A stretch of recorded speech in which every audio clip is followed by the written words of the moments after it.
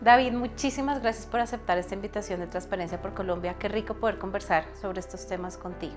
Sandra, a ti muchas gracias por la invitación. Bueno, pues hoy queremos hablar sobre resignificar la política. Y yo creo que esto es un tema bien importante. Desde Transparencia por Colombia lo hemos venido desarrollando en distintos espacios de trabajo, con partidos políticos, con miembros del Congreso, con autoridades electorales, con otras entidades. Y hay un punto que como que continuamente vemos, y es que tendemos a generalizar la política con corrupción. Y pues nosotros creemos que eso no está bien o no entendemos qué es lo que pasa. Sabemos que hay muchos funcionarios que son elegidos por nombramientos directos, hay otros que son elegidos por voto popular y hay como procesos distintos detrás de esto. Pero ¿qué es lo que pasa? O sea, ¿qué es lo que lleva a que terminemos equiparando el ejercicio de la política con corrupción? ¿Dónde estará la brecha? ¿Cuál es ese reto?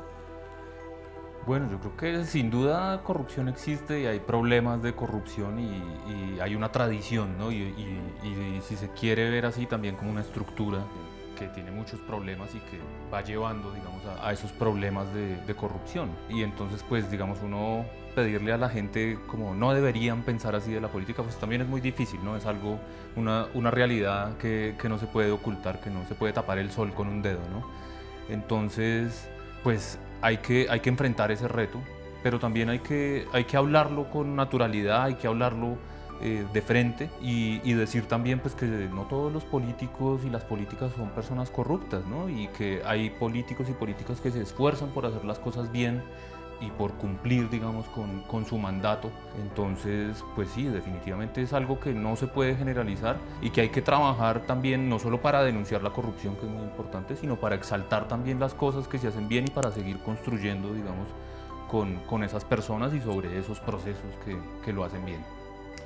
De acuerdo, yo creo que eso es algo que es súper importante, y es que realmente no es solamente que se ejerce una función pública con X o Y valores o virtudes para no ser corrupto, no caer en la corrupción, sino porque tienen un rol, ahí sí, de servicio a la ciudadanía, un rol dentro del funcionamiento del Estado. Y ahí es donde a veces uno se pregunta, bueno, pero ¿qué pasa con algunos de estos funcionarios que pareciera que tienen como una falta de coherencia entre quienes son, incluso su formación, el rol que entran a ejercer, lo que dicen y lo que después hacen? No sé ahí de pronto si ustedes han visto dónde están quizás esa falta de congruencia o esos vacíos, esas brechas que pudiéramos empezar a cerrar.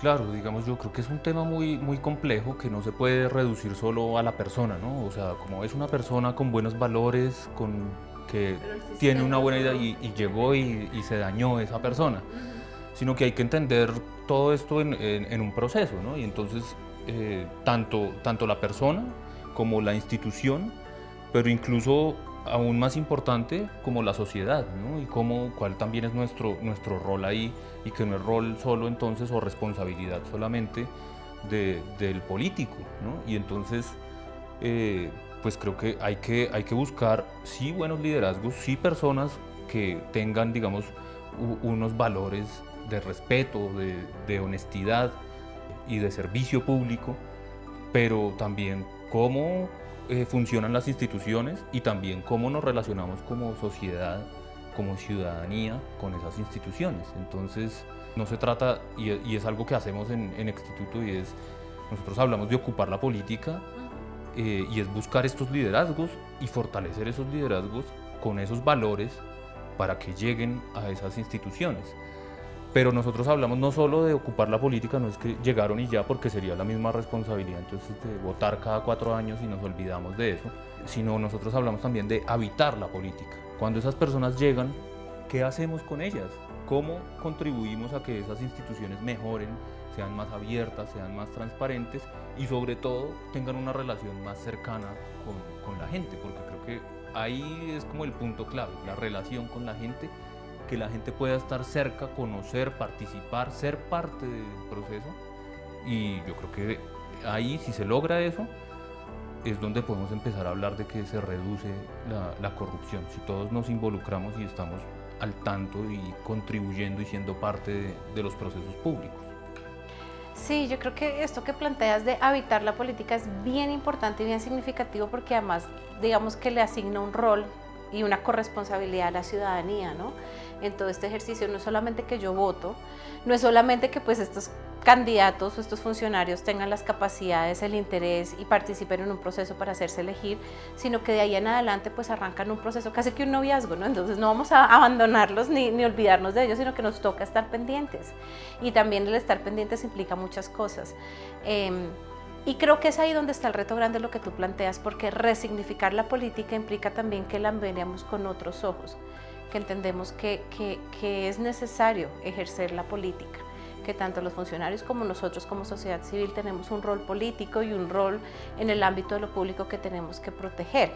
Si de entrada esos que elegimos creemos que a la vuelta de un mes van a empezar a pagar favores, a manipular contratos, entonces como que estamos haciendo el juego equivocado para que nos metimos en ese noviazgo, ¿no es cierto? Entonces, ¿cómo desde ciudadanía podemos seguir como resignificando o habitando la política como ustedes lo hacen en Actitud?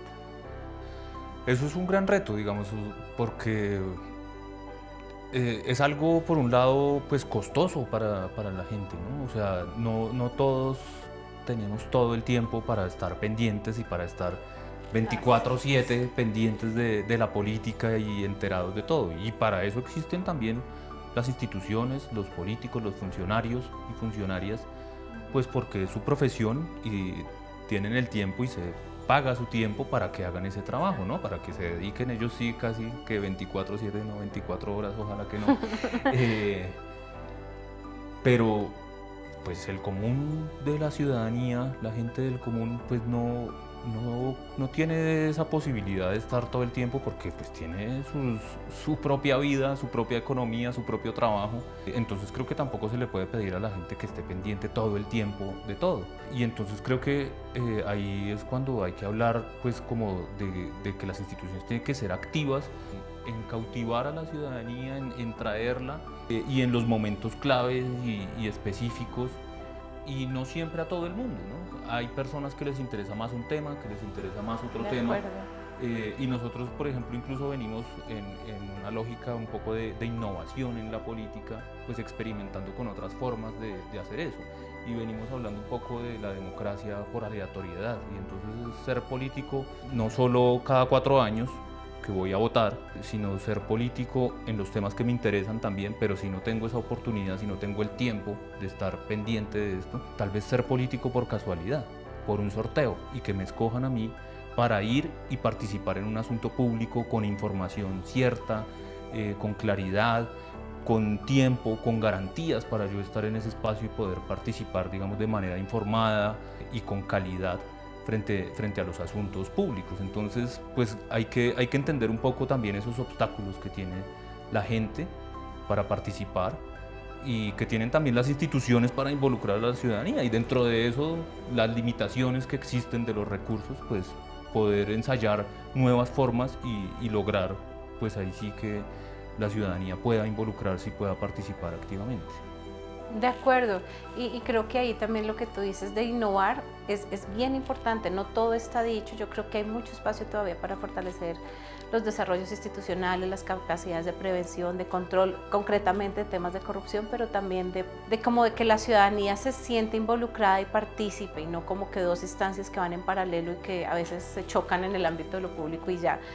Creo que ahí hay mucha oportunidad y es muy interesante todas estas, digamos, como nuevas formas que ustedes están motivando para que precisamente se ocupe la política.